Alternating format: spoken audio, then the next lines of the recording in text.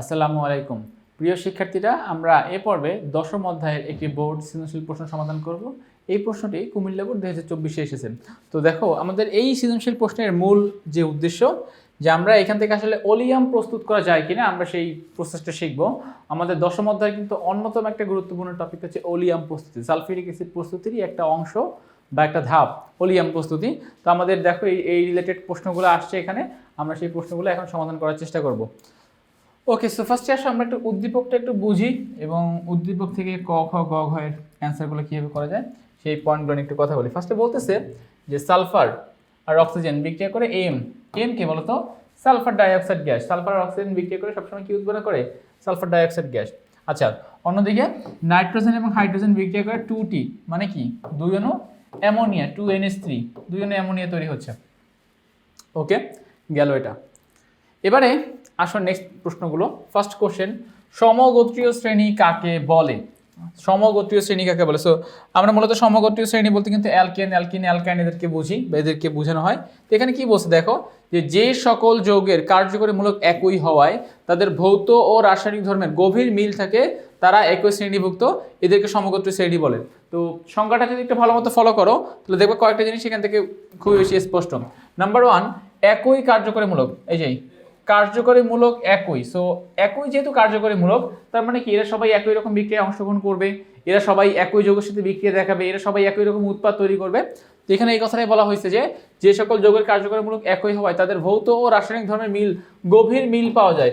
রাসায়নিক ধর্মের মানে কি বলতো? যে কথাটা বললাম যে কার্যকরী মূলক একই হওয়ায় এরা সবাই একই রকম বিক্রিয়ায় অংশগ্রহণ করবে, এটাকে বলা হচ্ছে যে একই রকম রাসায়নিক ধর্মের বা একই রকম রাসায়নিক ধর্ম থাকে বা একই শ্রেণীভুক্ত। একই শ্রেণীভুক্ত মানে কি বলতো?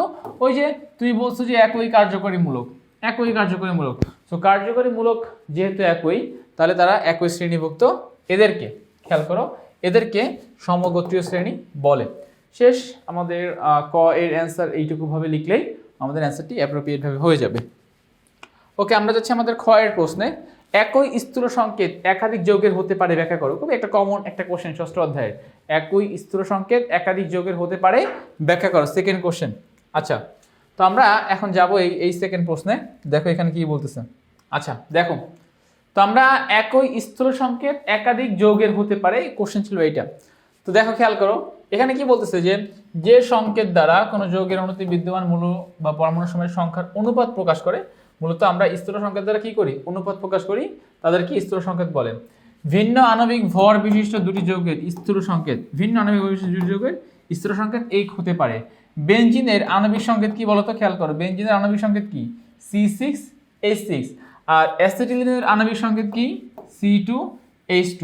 তাহলে অ্যাসিটিলিনের আণবিক সংকেত হচ্ছে C2H2 আর বেনজিনের আণবিক সংকেত হচ্ছে C6H6। এবার দেখো, উভয় পরমাণুর সংখ্যার অনুপাত, কার্বন হাইড্রোজেন অনুপাত চিন্তা করলে 1:1, মানে এটা যদি কথা চিন্তা করি তাহলে অনুপাতটা কত পাচ্ছি? 1:1। ফলে উভয় স্থূল সংকেত একই হয়, এই জন্য বলা যায় যে বেনজিন এবং অ্যাসিটিলিনের স্থূল সংকেত এক, বাট আণবিক সংকেত ভিন্ন ভিন্ন। আচ্ছা, তো তোমাদের এখান থেকে বুঝতে একটু অসুবিধা হতে পারে, তো আসলে আমি এটাকে আর একটু সুন্দর মতো একটু ভেঙে ভেঙে বুঝিয়ে দিচ্ছি যেখানে আসলে আলটিমেটলি কি বলতে চাচ্ছে। এখানে বলতে চাচ্ছে দেখো, বেনজিনের সংকেত কি? C6, আচ্ছা C6H6। এখন যদি আমরা এই অণুর সংখ্যাকে 6 দ্বারা ডিভাইড করি,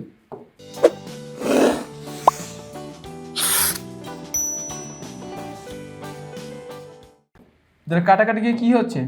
CH।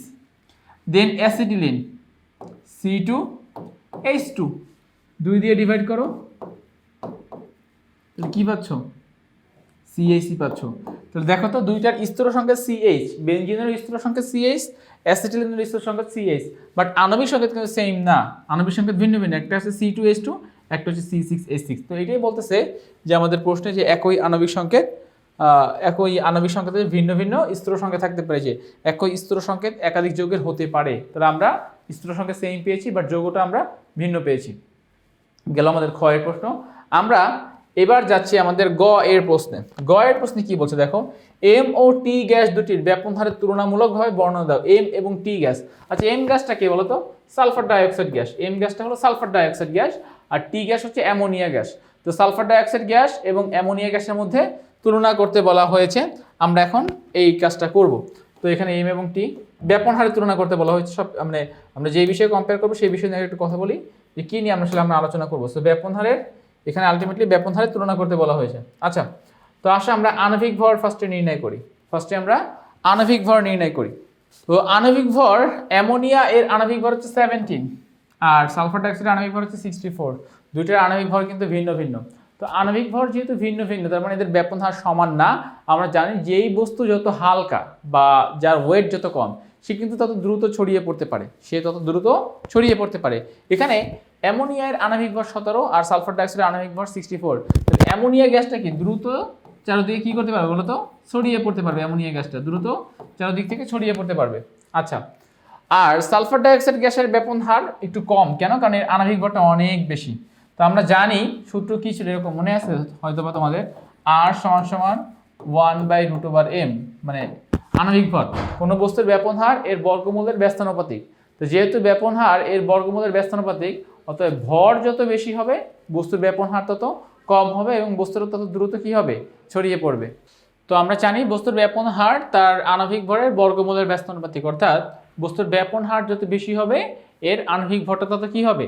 কমতে হবে, আর কি কম থাকতে হবে। অথবা বস্তুর আণবিক ভর যত কম হবে এর ব্যাপন হারটা তত বেশি হবে। সো এখান থেকে আমরা বলতে পারি যে অ্যামোনিয়ার আণবিক ভর 17 আর সালফার ডাইঅক্সাইডের আণবিক ভর 64। তো দেন এই যেই, তার মানে দুইটা গ্যাসের মধ্যে যদি আমরা কম্পেয়ার করি, অ্যামোনিয়া এর ব্যাপন হার সালফার ডাইঅক্সাইডের ব্যাপন হার থেকে বেশি হবে। এই যেই অ্যামোনিয়ার ব্যাপন হার সালফার ডাইঅক্সাইডের ব্যাপন হার থেকে বেশি হবে। ওকে, সো আমি আশা করতেছি তোমরা এই পয়েন্ট পর্যন্ত বুঝতে পেরেছো। আচ্ছা, এবারে যাচ্ছি আমরা ঘ নাম্বার প্রশ্নে। কি বলছে ফলো করো। বলতেছে যে এম গ্যাস হতে ওলিয়াম প্রস্তুত সম্ভব বিশ্লেষণ করো। এই যে এম গ্যাস, এই এম গ্যাস হতে ওলিয়াম প্রস্তুত করা যায় ব্যাখ্যা করো। অর্থাৎ সালফার ডাইঅক্সাইড গ্যাস থেকে আমরা চাইলে ওলিয়াম প্রস্তুত করতে পারি। আমাদেরকে মূলত এইটুকুই এখানে ব্যাখ্যা করতে বলছে। আচ্ছা, সো আসলে স্টেপ বাই স্টেপ আমরা এখন বিক্রিয়াগুলো বোঝার চেষ্টা করব। এম গ্যাস হলো সালফার ডাইঅক্সাইড। এম গ্যাসকে সালফার ডাইঅক্সাইড গ্যাসকে বায়ুর অক্সিজেনের উপস্থিতিতে বিক্রিয়া করানো হবে। এখানে একটা প্রভাবক লাগবে, তাপমাত্রা লাগবে, চাপ লাগবে। প্রভাবক কত? 450 থেকে 550 ডিগ্রি সেলসিয়াস তাপমাত্রা, এটা আমাদের দরকার হবে। আর প্রভাবক হিসেবে আচ্ছা 450 থেকে 550 ডিগ্রি সেলসিয়াস এটা হচ্ছে তাপমাত্রা। আর প্রভাবক কত? প্লাটিনাম অথবা ভ্যানেডিয়াম পেন্টাঅক্সাইড V2O5। এরা বিক্রিয়া করে সালফার ডাইঅক্সাইডকে আমরা সালফার ট্রাইঅক্সাইডে রূপান্তর করতে পারবো। এই জায়গার ডেলেজের মান হচ্ছে 198 কিলো জুল গেল এটা। এবার এই যে দেখো, তাহলে ফার্স্টে আমরা কি করলাম? সালফার ডাইঅক্সাইডকে বায়ুর উপস্থিতিতে 400 থেকে 450 ডিগ্রি সেলসিয়াস তাপমাত্রা প্লাটিনাম বা ভ্যানেডিয়াম পেন্টঅক্সাইড থেকে আমরা সালফার ট্রাইঅক্সাইডে পরিণত করলাম। এবং এই বিক্রিয়াটা একটা তাপ উৎপত্তি বিক্রিয়া, যেটা আমরা বিক্রিয়া ডেলেজ থেকে দেখতে পাচ্ছি যে ডেলেজের মান 198 কিলো জুল। নেক্সট আমরা যে এই কাজটা করতে পারি, এই সালফার ট্রাইঅক্সাইডকে মানে SO3 বা সালফার ট্রাইঅক্সাইডকে যদি আমরা সালফিউরিক অ্যাসিড, মানে এই সালফিউরিক অ্যাসিড কিন্তু পূর্ব থেকে প্রস্তুতকৃত, অর্থাৎ এই সালফিউরিক অ্যাসিডটা আগে থেকেই প্রস্তুত করা থাকতে হবে কোনো একটা জায়গায়। তাহলে সেই আগাম সালফিউরিক অ্যাসিড বা আগে থেকে প্রস্তুতকৃত সালফিউরিক অ্যাসিডকে আমরা সালফার ট্রাইঅক্সাইডের সাথে বিক্রিয়া অংশগ্রহণ করিয়ে ওলিয়াম প্রস্তুত করতে পারবো। H2S2O7 oleum. এই যৌগের আরও অনেকগুলো নাম রয়েছে, ওলিয়াম, পাইরোসালফিউরিক অ্যাসিড, ধূমায়মান সালফিউরিক অ্যাসিড। সো এই যে নামগুলো চাইলে আমরা ব্যবহার করতে পারি। তাহলে ওলিয়ামের সংকেত কী দাঁড়ালো? H2S2O7। আচ্ছা, তো তাহলে এখানের কিন্তু মূল ব্যাপার দুইটাই হচ্ছে আমার এই দুই লাইনের বিক্রিয়া। এই দুই লাইনের বিক্রিয়াটাই কিন্তু এখানে অনেক বেশি গুরুত্বপূর্ণ। তোমরা এর সাথে সাথে ব্যাখ্যা হিসেবে এই কথাগুলো লিখে দিতে পারো যে জারিত হচ্ছে সালফার ডাইঅক্সাইড, জারিত হয়ে অক্সিজেন তৈরি করতেছে।